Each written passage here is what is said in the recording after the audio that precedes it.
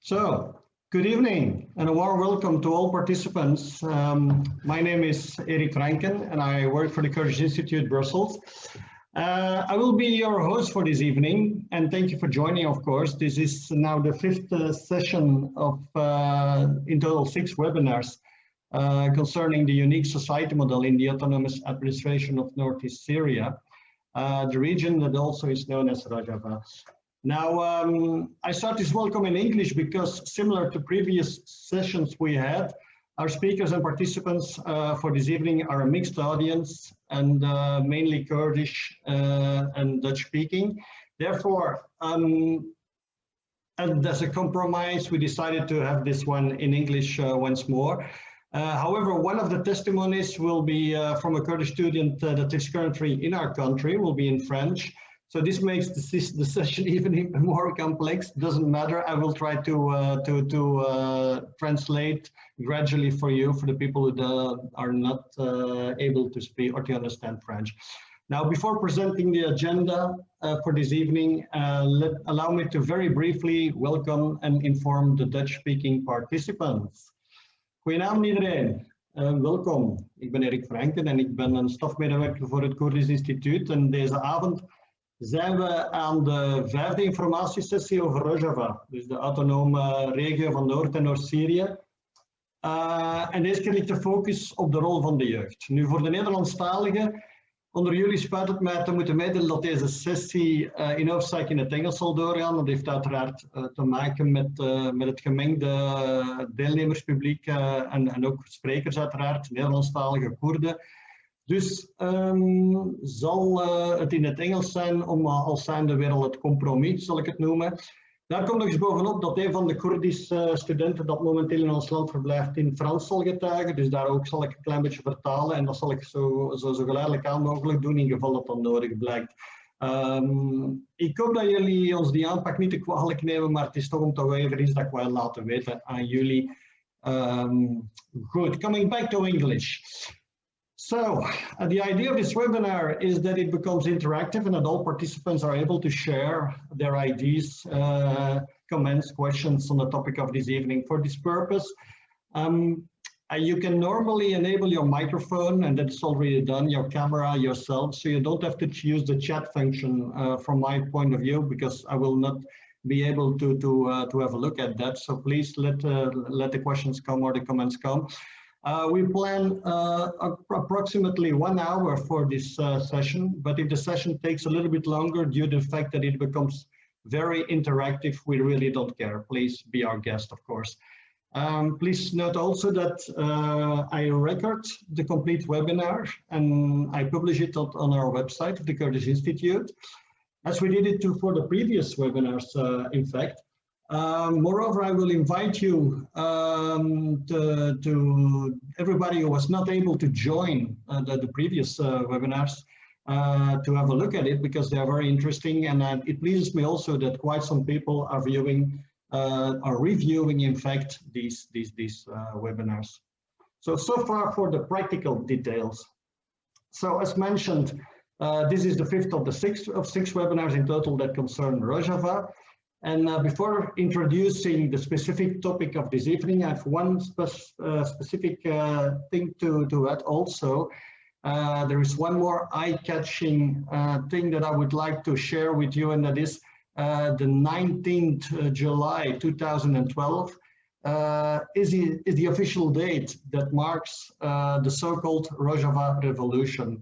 This means that next Monday, on the 19th of July, we will have the 9th anniversary of the Rojava Revolution. 9 years of what we could call social revolution, freedom of speech, direct democracy, ethnic minority rights, and participation, religious freedom, don't forget that one, cooperative economy. I can go on, even the ecological sustainability, and let us not especially forget the women's rights with the foundation of the genealogy movement. So today, we are putting the focus on the young generation in Rojava, and obviously young people are crucial in the system of self-government in northeast Syria. The youth has an essential role to play. However, now you can imagine that the situation there is not easy, and that the young people face a lot of challenges and are still facing a lot of quite some challenges in Rojava. For many years, the situation that it was unstable during the war with ISIS caused a constant crisis, and now we have, of course, a situation that is still, that many of you are aware of, is the pressure from the non-democratic countries and neighboring countries around Rojava. There is the invasion of Turkey that happened together with jihadist militias in 2019 in the north of Syria, and even ISIS is still present and active in the region. And thus, all these things doesn't make it very easier for the people over there, and I can imagine not for the young people either. For this focus, we invited young people to testimony to answer such questions. What are the necessary, do they dispose of the necessary opportunities and chances to study, work, and live there a normal life in Rojava? Welcome, Dîlan. Dîlan, you joined us, and that's a big thank you for your participation. Dîlan Muslem, she's a young graduate, and Dîlan, correct me if I'm wrong, she's meanwhile employed as an engineer in Rojava. Can you please present yourself and explain a little bit your own situation and your experiences? So did you and does the young generation in general dispose of the necessary opportunities and chances to study and work in Rojava? Please, the floor is yours, Dîlan. Hello to everyone. I want to welcome you from Rojava, northeast Syria. Now I'm talking to you from Derik City. So at first, I would like to introduce myself. I am Dîlan Muslem from Kobani. I am an architect and 29 years old. I graduated at 2016, and currently I work as a CEO of Horizons company, which is specialized in construction and trading. Living in Rojava, in Derik City, but as I mentioned, I'm from Kobani City. So I want to talk about my experience living the revolution from start to end, which took place right when I started college. At first, as any other Kurdish student living in Rojava, I had to travel to another city to start college. That was every Kurdish student doing the same.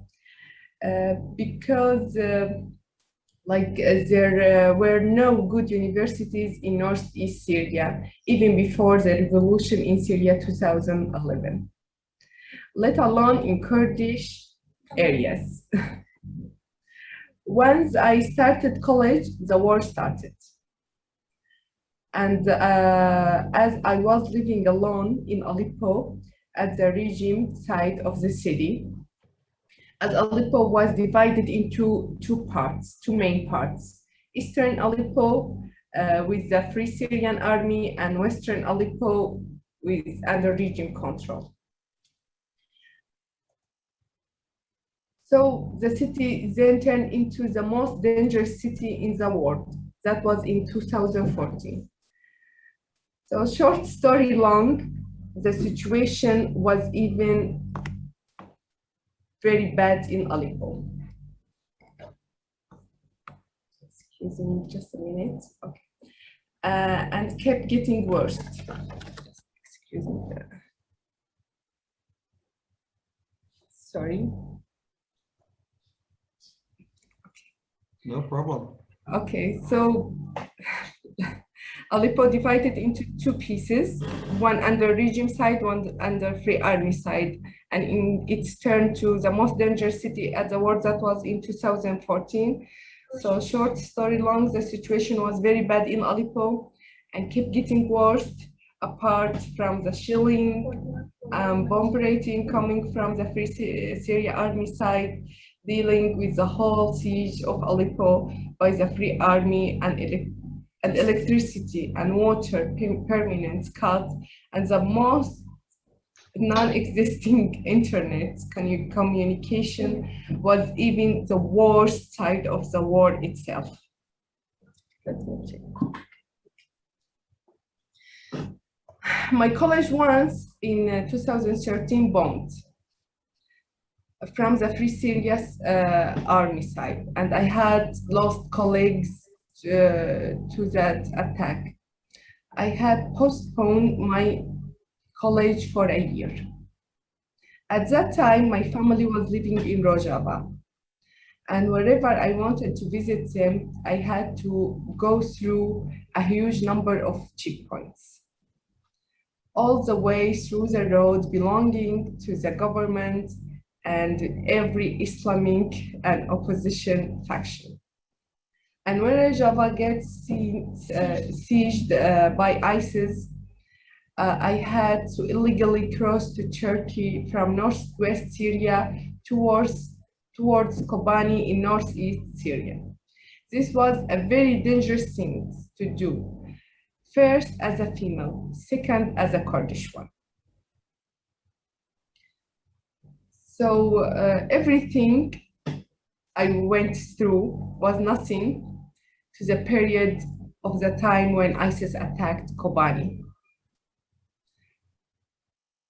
Kobani during the attack was emptied of its people as they fled the city and its surrounding, and my family was among those people while I was away in Aleppo. Excuse me, I had some photos if you want me to share it with you. Yes, you can. Please do so. You can take the share button. That's something from Zoom that is available for you. You can share your screen with us. Yeah, there we are. We have a look at it.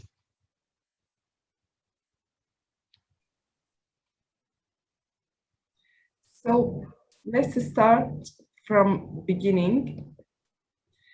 This is Aleppo, where I start my university, because Northeast Syria don't have like good universities even before the revolution. And this is how Aleppo looked at 2014 when it's turned into the most dangerous city at the world. This is some pictures. This is when my college attacked and I lost a lot of colleagues, and it was a very bad time. The same photo too is from attacking my college in 2013. And now this is when ISIS attacked Kobani city. They turned its name in Arabic is, so at first Al-Bas turned its name from Kobani to Ain al-Arab, it means eyes of Arabs, and then the ISIS changed the name from Islamic eyes, or eyes of Islam, but it's still Kobani until now. They can't change the name. And that's how the war was in Kobani. So I will continue. Everything I went through was nothing to the period of time when ISIS attacked Kobani. Kobani during the attack emptied of its people, and my family was among those people while I was away in Aleppo. It was too hard to me to being away in Aleppo and my people, my city being story in as you see in the photo. After postponing university, I was very depressed because of the attack of my college, and I left back to Rojava. When I arrived there, I had felt that I was far from the revolution of Rojava. So I thought of dropping my college, but someone in my life who has a huge impact on me told me that if I really wanted to be a part of this revolution, I need to finish my college, as Rojava needs academics and well-educated people. And so decided to go back to Aleppo to resume college, and then I started working as a humanitarian in Aleppo, because just I want to mention, like, Aleppo in this time had very bad situation, and as a human, I just want to be like, just help humans everywhere. Human are humans. So I started working with the humanitarian sector, or works like a volunteer in Aleppo until my graduation in 2016. After my graduation, I went back to Rojava, and that is the beginning for me. When I back to Rojava,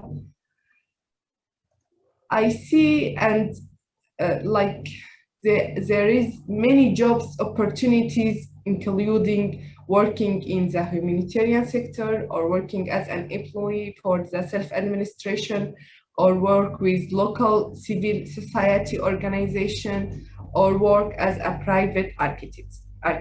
I just forget to mention I study architecture in University of Aleppo.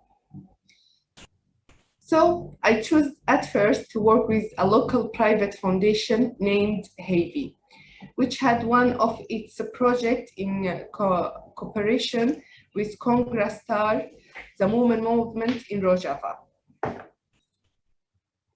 And we implement the project Genwar in the women's village in Derbassia city. Derbassia, it's a city in Rojava too.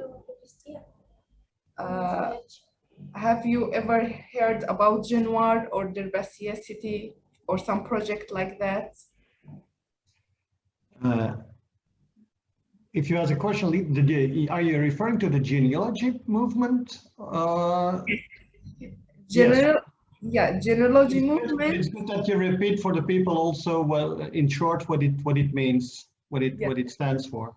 So Congress Star, which is a female movement in Rojava, had an idea to make a village for women, especially women which have no families, or women are under attack, special types for women. So they decided to build a village.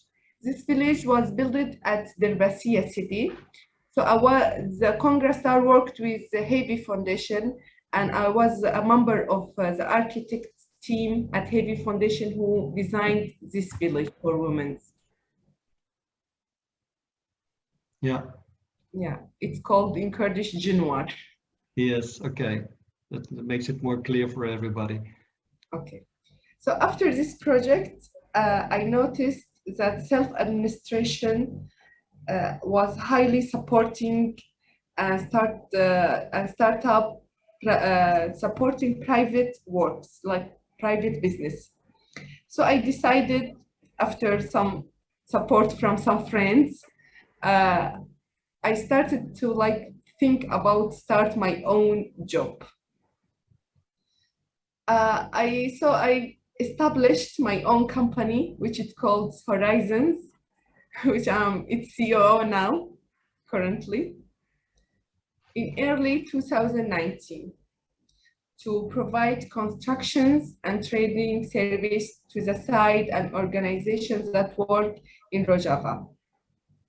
I would like to mention that through the previous year, I had suffered a lot in my humanitarian works in Aleppo, in college, in dealing with the checkpoint as a female.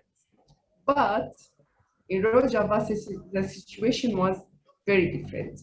When I moved to Rojava and had to directly interact with the self-administration while doing the paperwork to open my own business, like establishing my own company, I was baffled by the way they treat women. The big amount of support and respect they give to women, which was entirely different from what I used to face. For a moment, I think I can do everything, I can like develop this work for unlimited, the huge amount of support they're giving to me, like, go do it, open your own business, because you are a woman, you can do it. A lot of good words to hear, very big support. So that affects me a lot. Like in all these years in Aleppo, in humanitarian works, like crossing checkpoints, always I was feel like I am a female. There is something that I face. It's not like other people can face it. But when I start like opening my own business in Rojava, the situation was totally different in good way. So I started my own business early 2019, and my business developed and flourished until late 2019. But everything changed when Turkey and some Islamic factions attacked in October later the same year. However, we are still working hard and struggling to move forward and develop Rojava. So what I want to mention here, like when Turkey attacks Rojava in 2019, that has a very huge effect in the area. Like for me, not if I don't talk like a Kurdish woman, like someone else attacking my country, everything in business for youth, that was a very big, like a disaster when they attacked it. And we can see some like international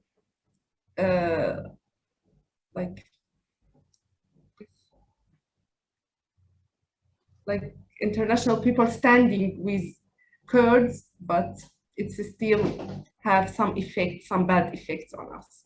In my opinion, in the end, 4 elements affect the presence of youth in the business industry, and they are: 1, the war that Turkey held against the area had negatively affected the economic situation here, especially for those who have private business.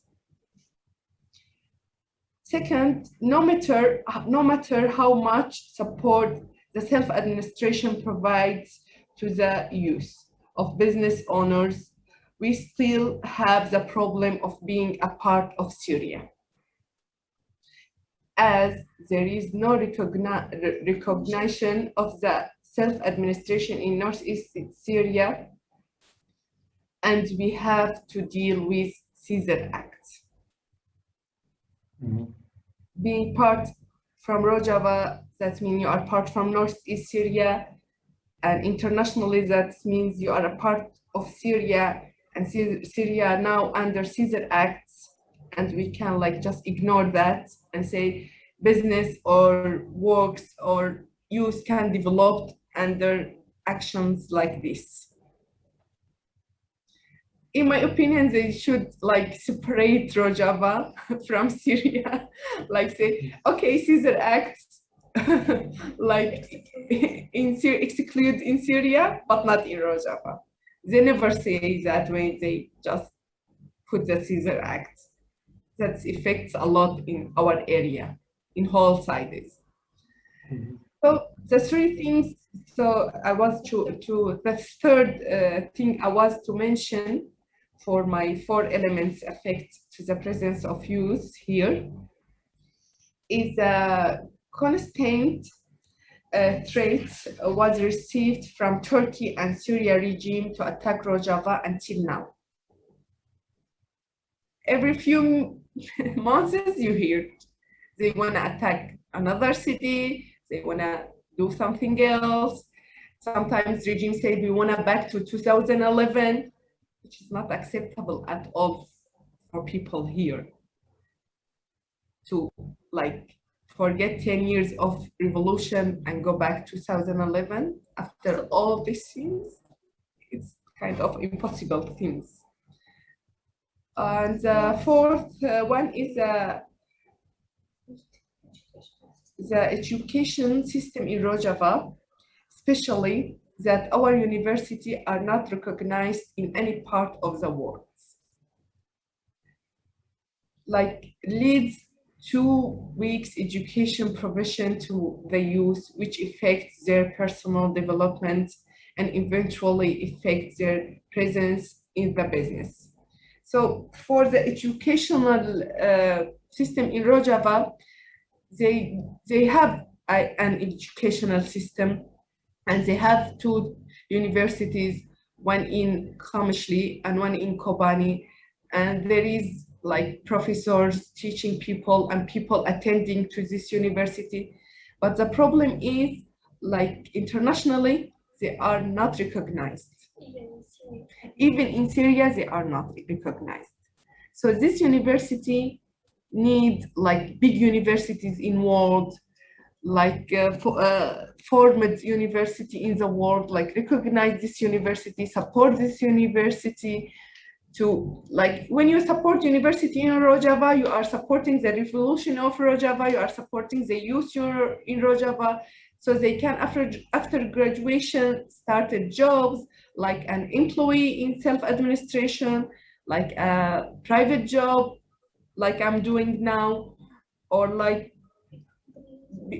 opening companies, like develop their area. This area now needs education people, like academics people to develop the area. After all these years, even ISIS still exists like cells in some area. Even we have threats from Turkey regime side, but the area like self-administration, especially Congress are supporting youth to develop, to work, to have their opportunities to find themselves. So I just want to say that the new university and educational system is a very important point in revolution of Rojava to support youth people, youth persons. So with all this being said, we are still resisting, we are still trying to rise with Rojava, to support Rojava. We will never leave Rojava. I'm talking about myself and people I know. And until we have hope, hope is life. And we always say, like a Kurdish phrase called Barkhudan Jiana, like resistance is life. Resistance is not just to hold a gun and go fight. Okay, that is necessary too, but you can hold your pen, you can hold your job, you can hold your voice and just fight. So at the end, I just wanna, I hope that I give you like few moments with, and I can give you the idea I wanna say currently and clearly, because my English a little bit, I think it's not very good. No, it is. It is. I can assure you. I think everybody, every participant, quite well understood your testimony. It's a quite impressive one, I must say, and a very and even very exceptional. Also, thank you very much, Dîlan, for this testimony. It's like I said, for me, that's quite impressive. Maybe before I ask a question for Perwîn, maybe one question for you. This is, like I mentioned, quite exceptional in the sense that I'm so happy for you that you made it, in the sense that you have your own business. In terms of percentages or figures, can you tell that the young people have the same chances and the same opportunities everywhere in Rojava, or is that a big overstatement, and is it very difficult for them? Okay, for opportunities, there is a lot of opportunities in every city in Rojava, but we have here some cities in Rojava, they are not like under control of self-administration. They are under control of Turkeys. They the Kurdish people, youth people there are totally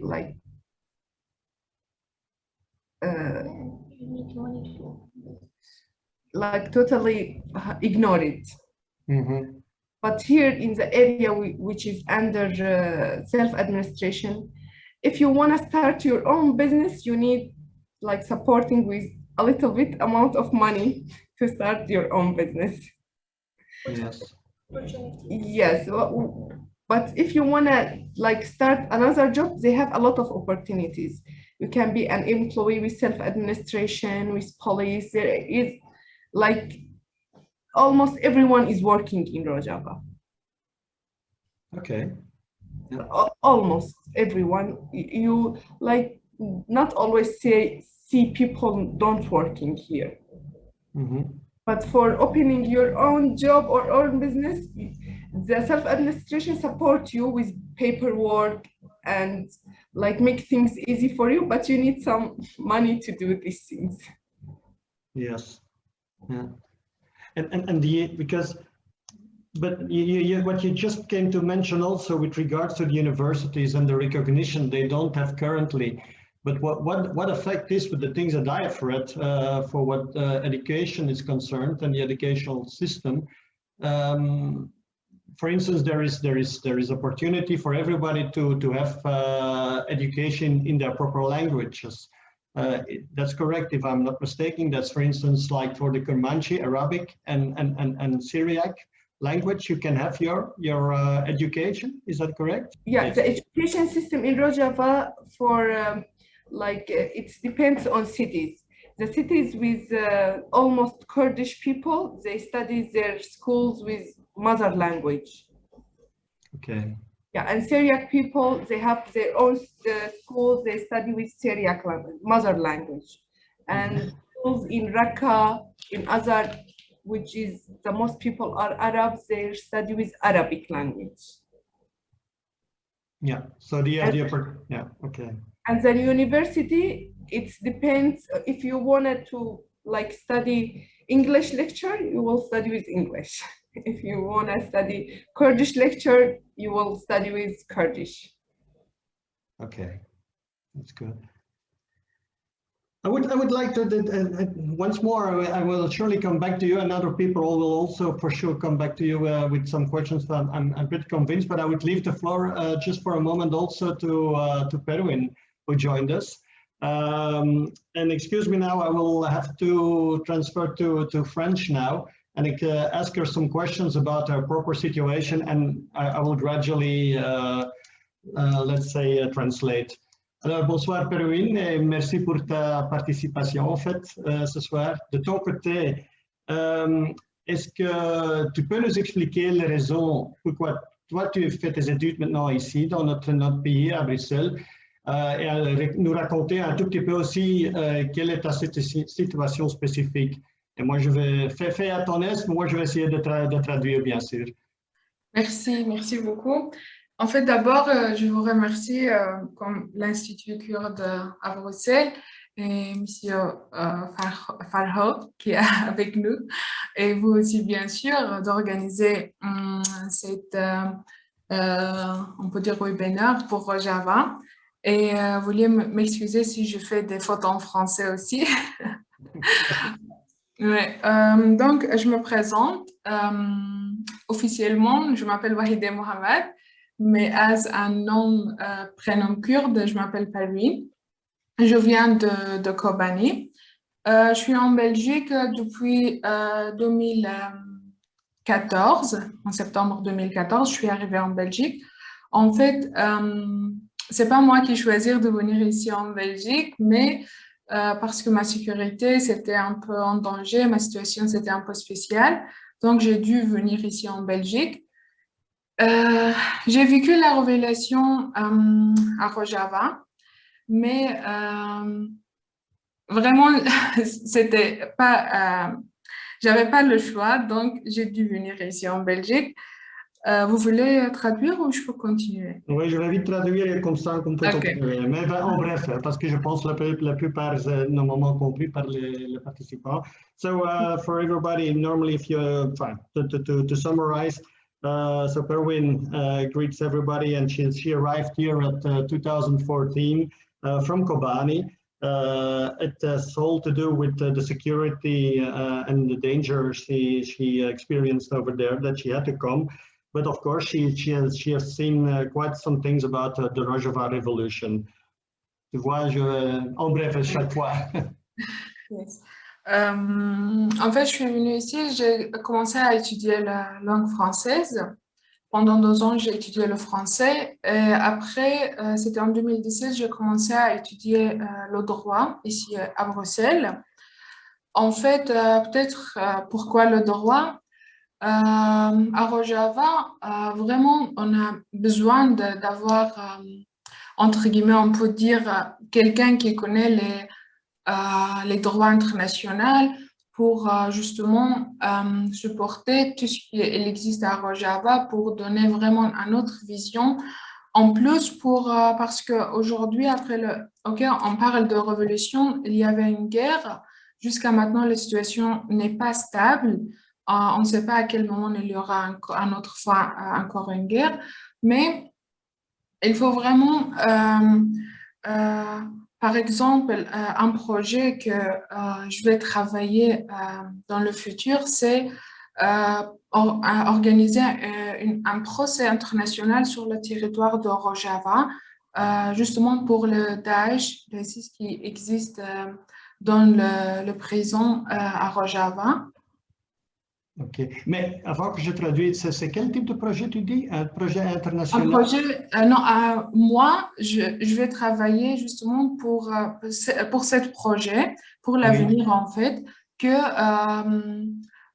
tout ce qui Rojava a besoin en droit, officiellement en droit, pour faire un procès international sur le territoire de Rojava en fait.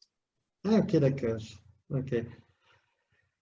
When she arrived here, the focus was, of course, in learning the language, and that's now on French in particular. What is indeed the situation over there, due to the fact that the war is over there and the situation is unstable? What lacks maybe, or what is needed, is the knowledge of the international rights when you come to when you get to.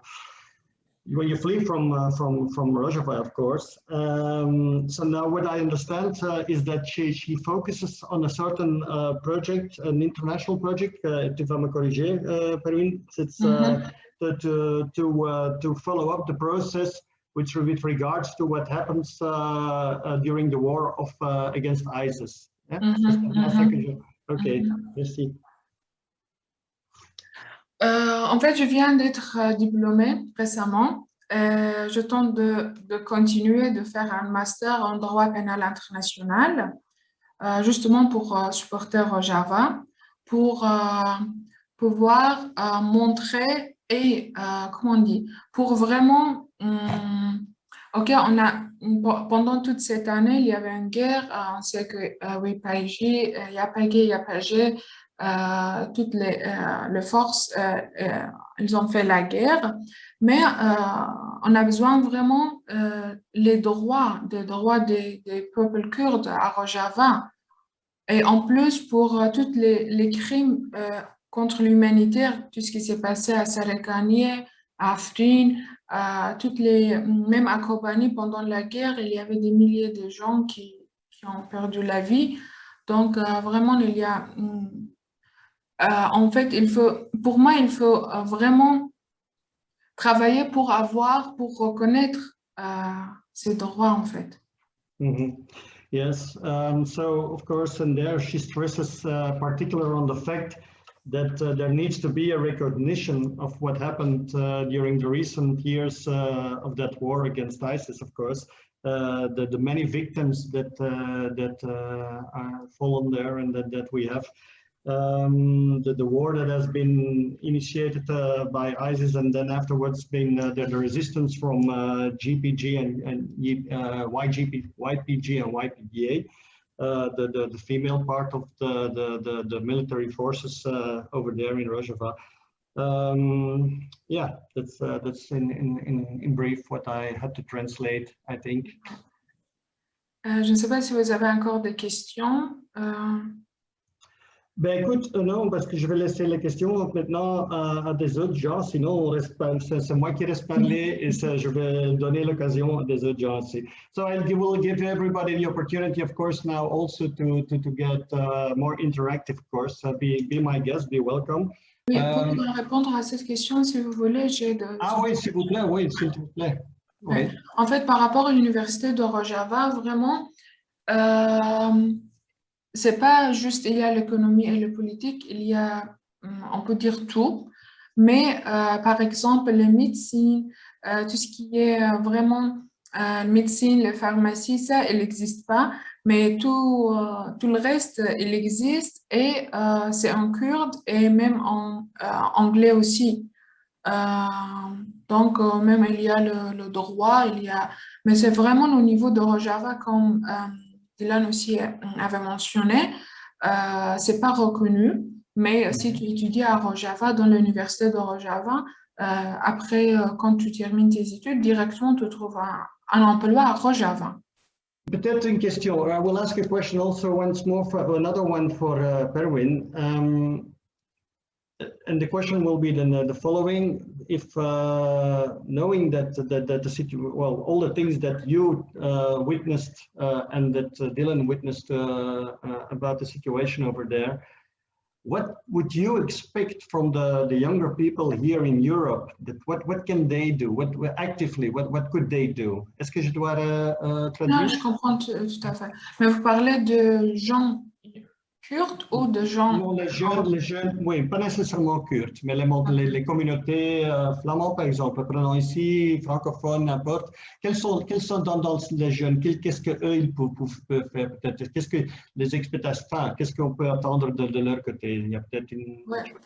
En fait, en ce qui concerne la situation en Rojava, bien sûr, il y a besoin encore d'expérience, c'est-à-dire que on peut faire comme Erasmus, comme on le fait en Europe, voilà, on envoie des étudiants à Rojava pour justement voir c'est quoi vraiment la révolution, c'est voir comment Rojava est en train de se fondre.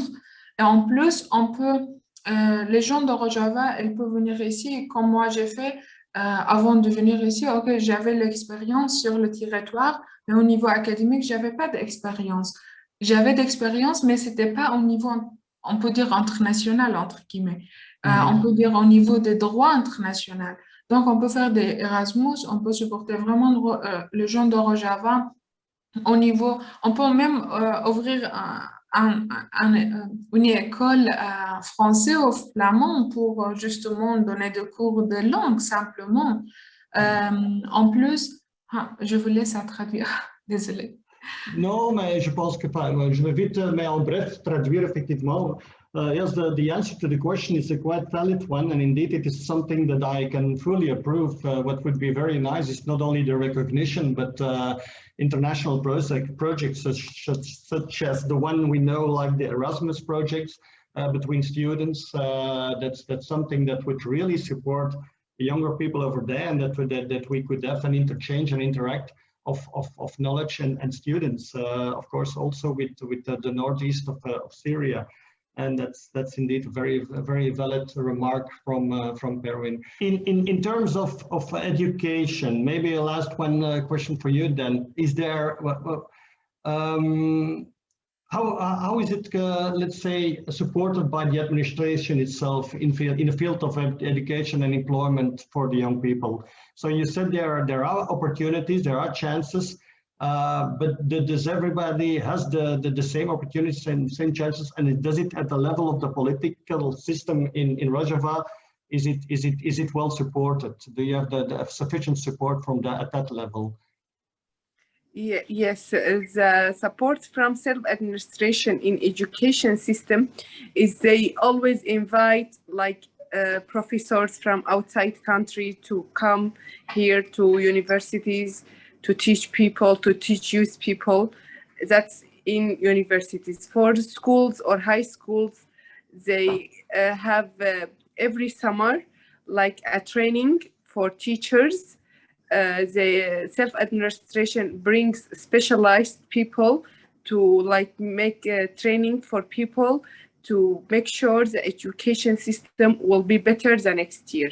They do that usually, like every year in summer, there is a training for teachers, for schools, high schools, and for universities. They always like invite and host like international professors to come and like speak about their experience and give some more information for these students. If that what is your question? Yes, absolutely, absolutely.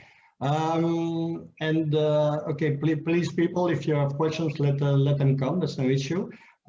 Meanwhile, then I have one question also, but because always struck my mind that there is something like the military service, and I think it's not only for boys but also for the girls. So it's like you need to do that one. It's military service is something for the younger people that need to be done. Correct? That is right. There is a military service for 1 year. Yes. Every year they in media they put the years that they need to do the military service. It's just for 1 year. Mm-hmm. But everyone in school or everyone in university, they have to bring their certification, like from the school or university, that he is or a student. Donc, par rapport au service militaire, c'est obligatoire. Oui. Après l'âge de 18 ans. Mm-hmm. Mais si on peut prouver qu'on est des étudiantes, en fait, c'est obligatoire juste pour les hommes, pas pour les femmes. Mm-hmm. Mais si les femmes, elles vont rejoindre le service militaire, elles peuvent. Vous avez vu les pays, donc c'est pas interdit, mais c'est pour les hommes, c'est obligatoire. Et si, par exemple, un homme, il est étudiant, donc elle doit prouver qu'il est étudiante, il a le temps de terminer ses études, après rejoindre le service militaire. Oké, super. Koen, met zo welkom onder ons. Ik zie dat jij ook je hand hebt opgestoken. Ik denk dat je momenteel de vraag zou moeten stellen aan Perwîn, want Dîlan is nog niet terug onder ons, zie ik. Maar wees welkom en om je vraag te stellen. Thank you so much. And it's not really a question, but maybe something to consider, because Semsa just written in the chat that it would be appropriate and maybe very interesting to visit Rojava for some members of parliament. And I fully agree, because 7 months ago I was there. I visited Rojava, I visited Al-Kamishli, Hasake, I visited Al-Hol, Al-Rosh, you name it. Also Dohuk, where we met the Yazidi. And I can tell you that once you have meet the Kurdish people, they get under your skin. And you cannot forget their situation anymore. I've mentioned this in Parliament today as well, because this does not really have to do anything with Kurdish people, but it was one of the results of my field trip at Baba Sheikh. I promised in Dohuk that I was going to do anything in my possibility to convince the federal parliament and the government to recognize the genocide against the Yazidi. It took me 7 months, together with my fellow colleague Georges d'Allemagne, de la groupe CDH, and today we succeeded. So it was unanimously voted upon. So today Belgium is one of the first countries, almost 7 years after the free of Kobani and so on, that we do even more. We had Nadia Murad in our hearing, we had Ms. Bashar in our hearings, we had Rudy Franks in our hearings, other experts and so on, and they all convinced my fellow colleagues for the fact that when we recognize the genocide, they can start rebuilding and restoring their identity.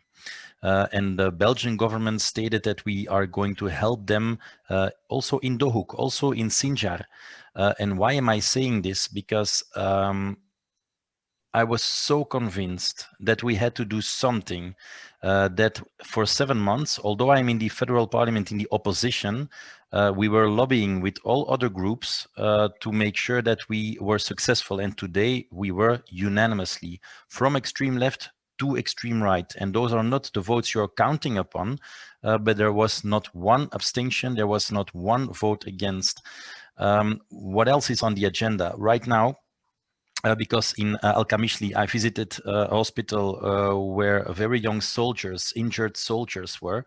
There was this young person also with the name Assad. He was 20 years. And he told me also his story. He was in a wheelchair. And he said, when I receive the right medical attention, then one day I can walk again. And that is also a resolution which is hanging in the federal parliament to give them a medical visa to come to Belgium, to make sure that they are better. And then they will go back to Al-Kamishli, because a Kurd is a very proud person. They don't want to flee. They don't want to escape to some more safer country or whatever. No, they want to restore and rebuild their own country. That's how I have learned to know them, actually. And that is why I've read Semsa's message, and you're very right. You are very right, because it's not only by reading Nadia Murad's book, it's not only by following this webinar or seminar, which is very good. This is a very, very good initiative, but it is especially by experiencing how things were.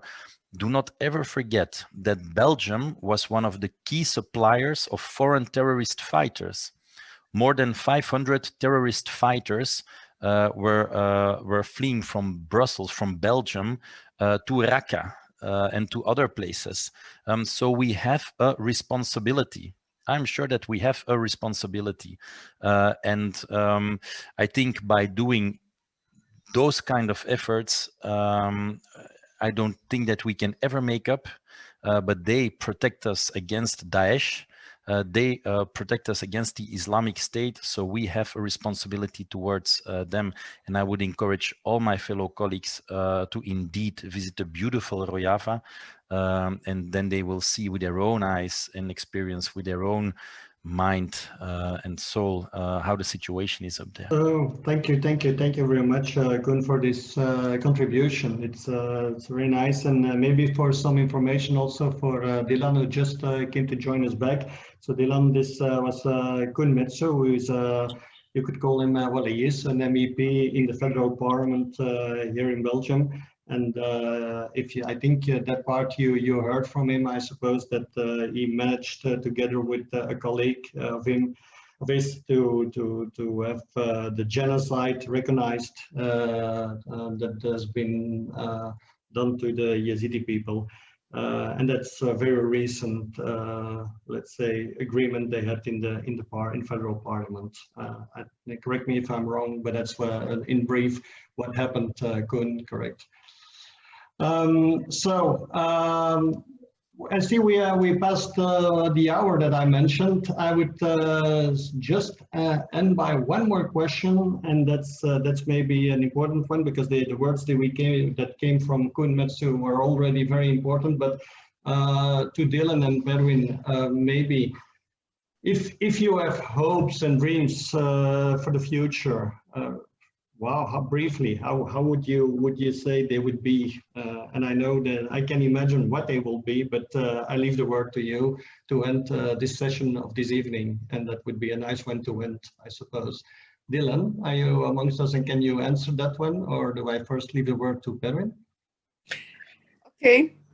I just want to answer about my last question. I don't know if you heard me or the internet goes before you heard me. But Perwîn took over from you. Yeah, so about the military service, it's the situation here in Rojava. It's like everywhere in Syria. You have to have a certification that you are studying school, or everywhere after graduation you can do your military service. They respect that you are a student. And do you want my view for future for this area? Yes, please. So as we started from 10 years of revolution until now, and if we are here now, that means a lot for me, that we can do very more big things in a few years, because with not a lot of support, with very I want to say in English, sorry, yeah, with very low competencies, and we do all that. That depends, as I said first, like in hope. That means people here have a lot of hope and they're working on that. That means if they have any opportunities, they can develop the areas more and can do a lot of more things. That's nice also to conclude. Perwîn, same question for you, because I can imagine you being here now and seeing the situation over there. How would you like to conclude this? Yes, just if you give me some minutes, just I have one question for Monsieur Kane, if it's okay. Of course, please be my guest. Yes, sorry for my English, just I have one question for you. What are you think about what happened in Rojava? As you said, as you mentioned today in the parliament in Belgium, they accept to recognize the generation of Yazidis. What do you think, or do you have a project for Rojava? What happened in Kobani, for example? Or as you mentioned, there was 500 fighters now until in Rojava, in the, I don't know how, in the jail, prison. Wait, do you think we can do a process in Rojava for those fighters who's Belgium or European in Rojava? Please. That's a question for you, Koen. Yeah, good question. Thank you. So I've met a judge in Rojava, a judge who has judged already 3,000 persons, but only Syrians and Iraqian terrorists, foreign terrorist fighters. And they built actually a tribunal over there where they are able to process also the European foreign terrorist fighters, by example. The only thing they need is a bilateral acquaintance, actually. So they need a contract with the nation itself. And she asked actually to combine forces, to make a European committee of certain countries who unite forces actually, and that they would say that they actually would, how to say, have an agreement with the Kurdish authorities, because they have the proof. There is the proof. There they have sentences from 20 years. If they come back and the females are coming back, I've met them in December in Al-Hol, so in Al-Rosh. I've met them, I've spoken to them right now. They are repatriating them, which I do not understand, but that's a very personal opinion. That is not how the government thinks, because the government thinks that they should come back. But the first thing they tell us and they say to us is, when we did not do anything, you don't have proof. So they were part of a terror group which says they have a jail sentence of 5 years tops, but in Belgium after 3 years you are home free. And even a quite young lady who came back only was 5 months in jail, and right now she's free. So I don't think that that's good for our national security. Again, that's my personal opinion.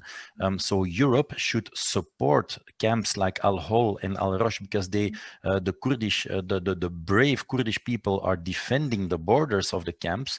But in the camp, for instance, in Al-Hol, 64,000 women and children and people are there.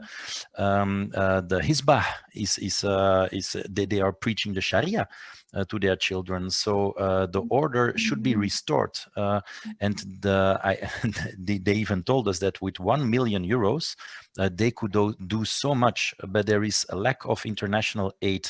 And that is what I'm urging and asking my European colleagues, so that's also on the agenda, to make sure that we provide the Kurdish authorities with enough finance to make sure that those camps are safe and sound, because what I saw there, I visited Al-Hol, we had to flee actually because they were throwing rocks at us back there. It's also in my book, it's Sans Armes, it's also in French, the book, and maybe you can see it right here, Ontwapend, that's the Dutch version, and one chapter goes to Rojava and my experience over there. Mm-hmm. Then on the other hand, what we also are doing is so the injured young soldiers, and that's really one of my missions. I really want to help them because they gave literally their legs and arms to our safety and security. So we should help them as well, and there should be more pressure to how to say to recognize Kurdistan, to recognize Rojava, and not only a military cooperation, but also on a political level. And then I can mention as well that what I experienced with Erdogan, who was bombing some nice cities of Rojava, 20 kilometers from where I was sleeping in kind of a hiding place.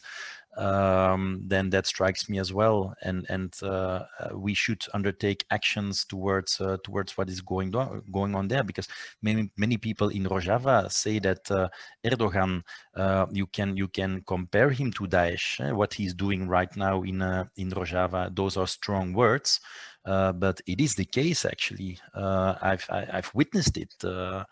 And so there are some more little initiatives we are undertaking, but my main objective is to keep the story alive, to make sure that the Belgian parliament, but also the parliament in the Netherlands, who adopted the recognition of the genocide because we put it on the agenda, they adopted it last week in their chamber. But only the recognition. So it is my mission to spread the news and make sure that all the small steps we can do, that we do not ignore the fact that we caused lots of harm also, and that we have a responsibility to restore the order and to resolve the problem. Mm-hmm. Thank you so much. Thank you. I hope that we can do together something for Rojava. Yes, for the question, yes, I hope really that Rojava be recognized, of course. And personally, I have one project after I finished my university that of course, I will continue to do a master, but for me, my project is to do what we need in international law at Rojava in practice.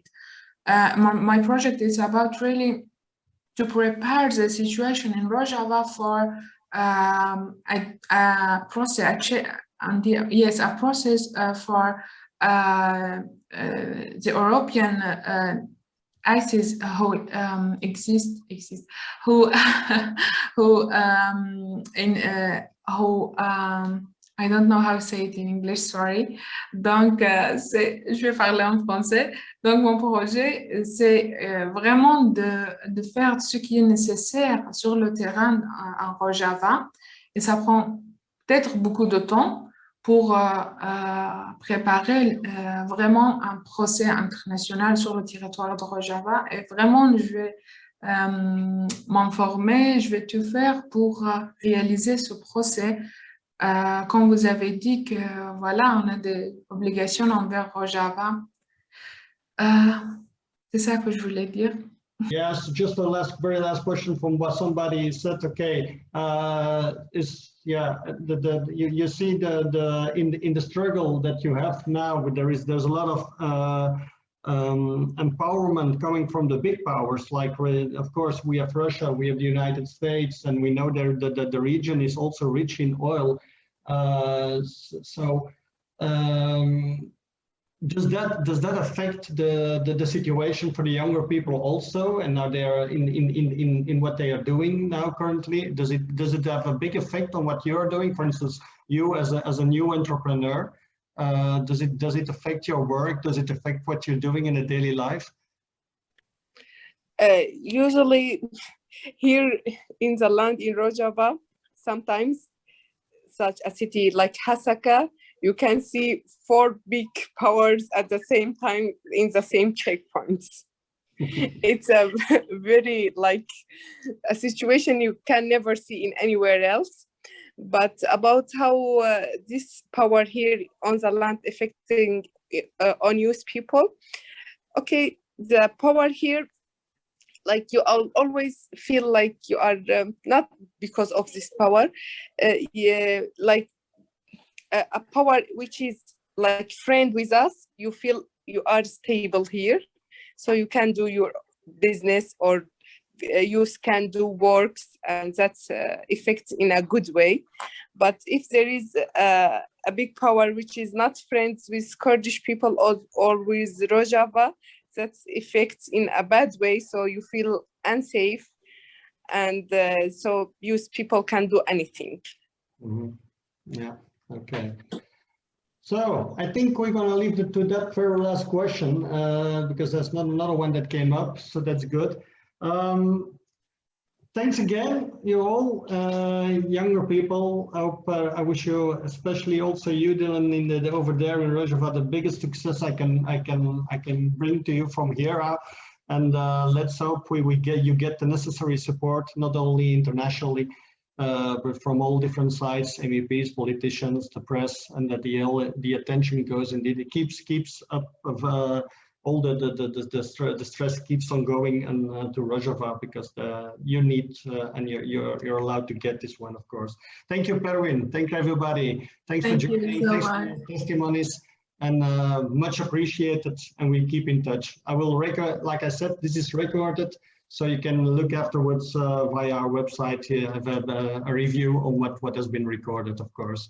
I mean, you will get all this information afterwards via email. Thanks again, all. And thanks, bye-bye, everybody. And thank you. Have a nice evening. Anyway, okay. Quel espace. Thank you, merci. Avec plaisir. Bye. Au revoir.